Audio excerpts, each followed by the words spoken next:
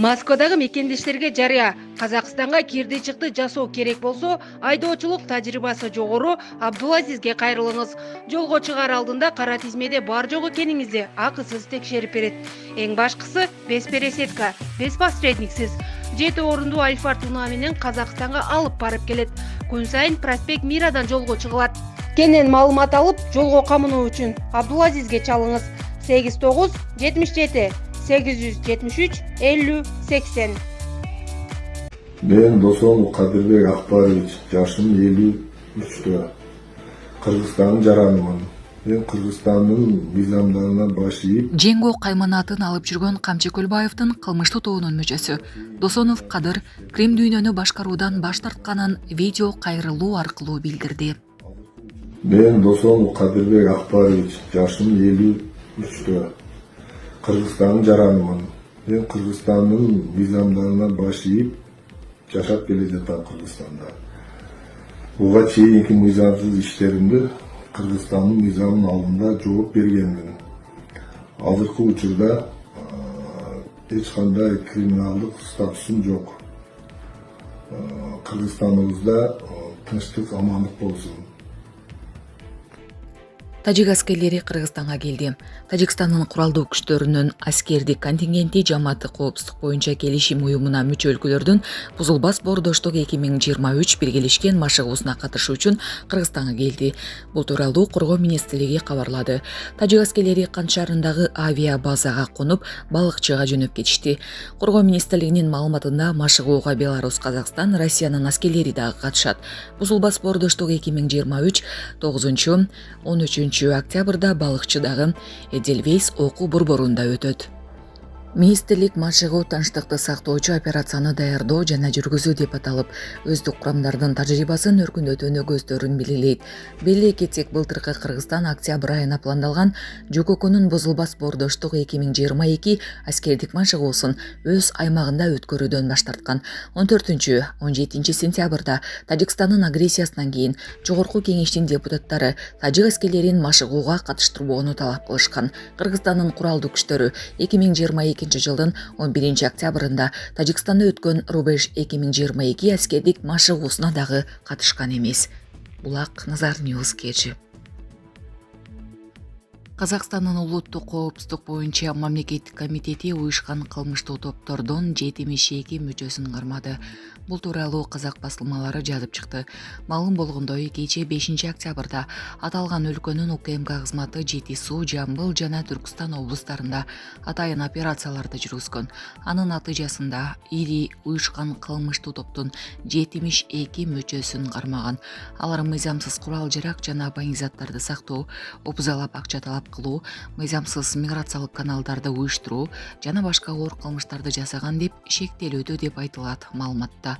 Белгиленгендей, аталган топтор Кыргызстан менен чектеш жайгашкан Кордай авто өткөрүү пунктунда, Кытайга жакын чегарадагы Харгос чегара кызматташтыгы эл аралык борборунда жана Өзбекстан менен чектешкен Жибек жолу өткөрүү пунктунда иш алып барышкан.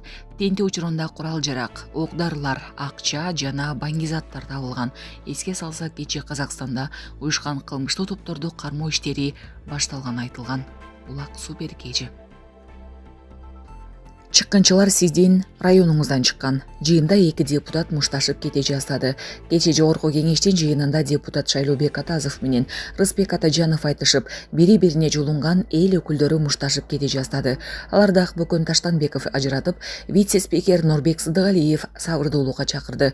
Жыйында Рыспек Атажанов чет элдин өкүлүнүн кыргыз жарандыгын алгандан 10 жыл өткөндөн кийин парламентке акт салышуу мүмкүнчүлүгүнө ээ болушуна каршы чыкты. Депутаттын айтымында бул мөөнөт аз. Андыктан өлкөдө кеминде 20 жыл жашагандан кийин мамлекеттик жана саясий кызматтарга бара алышы керек. Айрымдар Кыргызстанга атайын жөнөтүлүшү мүмкүн. Мисалы Кытай мамлекети бул мыйзам долбоорун артка кайтарып, комитетте атайын кызматтардын катышуусунда жабык жыйын өткөрөлү, деди Рыспек Атажанов. Шайлообек Атазовдун айтымында 10 жыл улуттук коопсуздук кызматы үчүн жаңы жарандык алган атуулду толугу менен текшерип чыгууга жетиштүү мөөнөт. Рыспек Исламович, чыккынчылар сиздин районуңуздан кармагыбыздан чыккан. Биринчи вице-премьер-министр болуп тынчы болду. Чек аранын баарын сатты. Эмнеге ошону караган жоксуз, деди ал. Рыспек Атажанов кесиптешини театрга чакырып, ал шайланып келген Кадамжай районунан Хандар бектер чыкканын белгилеп өттү. Талаш тартыш жараткан мыйзам долбоору экинчи окуу режимине кайтарылды. Булак Назар Ньюс KG.